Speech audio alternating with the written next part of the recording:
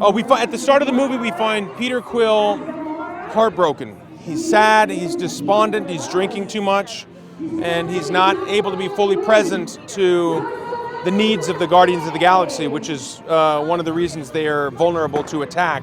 And he spends the rest of the movie trying to make that up to help a friend. For me, my favorite track is probably Do You Realize by the Flaming Lips. That's really good. And I also like the Florence and the Machine song at the end. I like Creep by Radiohead. There's a lot of good songs. Yeah. Of course. I think family is the... yes, I feel like they're a family, and I feel like I'm very lucky to have them as a family, because oftentimes you get thrown into a cast, and that's your family whether you like it or not. And with us, we have an immediate bond. It lasted forever, and it'll outlast. It'll stick with us our entire lives. It's so cool. Disneyland Paris is awesome. The Marvel campus is beautiful. There's thousands of people here. It's totally surreal. It feels fantastic. Well, who doesn't want to go to the movies? You don't want to wait until this is out on... I mean, you can watch it when it's on DVD and VOD or whatever if you want, but go see it in the movies. It's just a better experience. The screen's huge, the music's amazing, it's a shared communal experience, and then you can go to school and talk about it with all your friends. It feels great. I'm going to bring my boys next week to be able to kick off the Marvel campus. I'm super stoked as an alumni now of it. And I'm living here in France. I love this country. It's the third production I'm doing. I'm working on a film with Jacques Audiard. I'm super stoked that Guardians was able to come here to Paris. So yeah, it feels really great.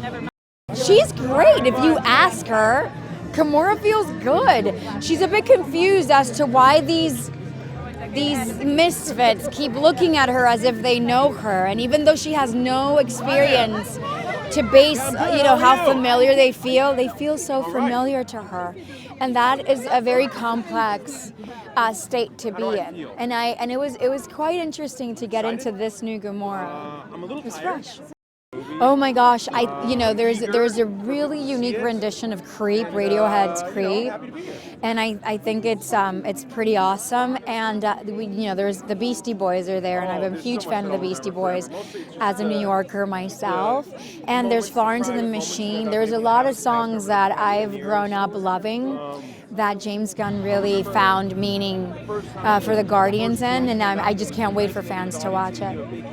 I think they can expect the same thing that happened in Volume 2 and Volume 1, to be entertained, to be taken for a ride, to shed a tear, to laugh out loud with your mouth open, and to dance.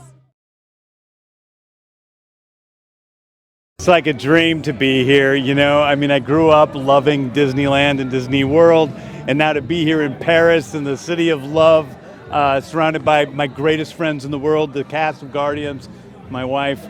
It's been just a really terrific time, and this couldn't have been a better journey.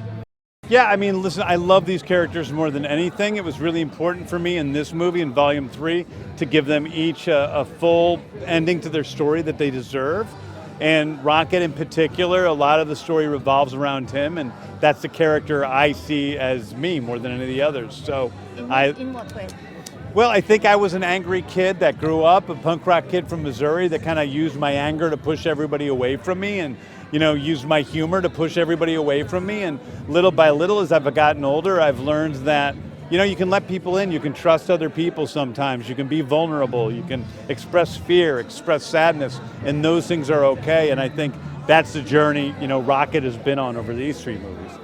I think they've got to see it on a big screen. I think it's exciting that the theaters already getting filled all over the world, and to be able to go see it as soon as it comes out on a big screen, a big IMAX screen or whatever, is the best way to see it. This is a huge movie that is also very intimate. It's about the relationships between the characters, but still has all the fun and explosions and crazy stuff happening you would expect from a Guardians movie. Yes, it's the end of this team. This team is definitely will never be seen again.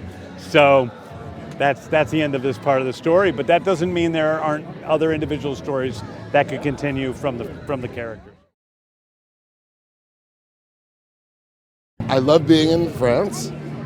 For me, particularly, my career in many ways started in Cannes in 1995. So it's always feels good to come back to this country and celebrate the films that I'm in or I'm a part of. This is the first time I've ever been to this Marvel extravaganza. It's very exciting. And I always love the anticipation that people have for seeing Guardians and Groot, and I think it's all. I've been lucky that, there's a moment that's in this movie that's a delightful surprise. I think it's very important to see it on the big screen.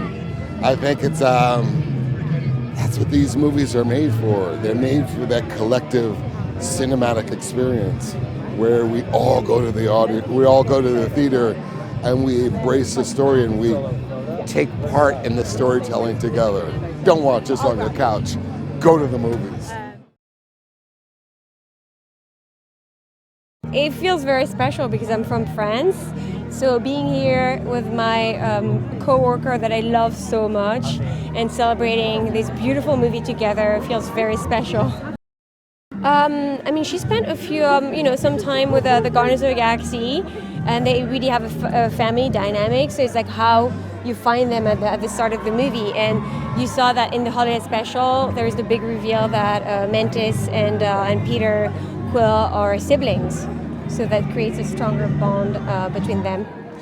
Oh yeah, it's very important to see on big screen. It's going to be so beautiful, colorful. The action scenes are incredible. And it's going to be very emotional and very funny as well. So you should watch it on big screen. And also the music, oh my God, yes. The soundtrack? It needs to be, the soundtrack. You need to see it on big screen with like amazing sound. I was standing up on that jet just looking out at like all of these people on the Avengers campus, and I was like, we're so lucky that we get to experience this. This is not a normal movie premiere. This is something so much bigger. And it's just, I'm appreciating every moment because I know that this is also the final chapter and the last time we're going to be doing this. So it's kind of emotional, actually. So we meet Nebula after, the death of her father, Thanos, that we saw in Endgame, Avengers. So she's actually starting to heal a little bit from the trauma inflicted by her father. So she's starting to accept love a little bit more.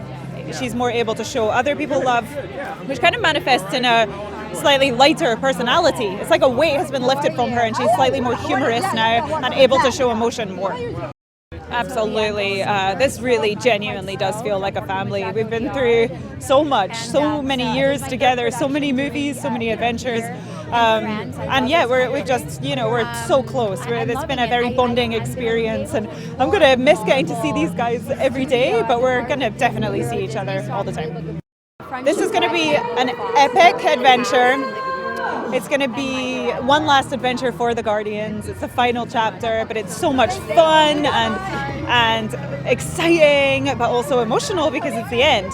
And I would say that it's important to see it on the big screen because this is a big, huge popcorn movie. You're meant to sit with other people, eat popcorn, and have a shared experience on a big, huge screen with the volume way up.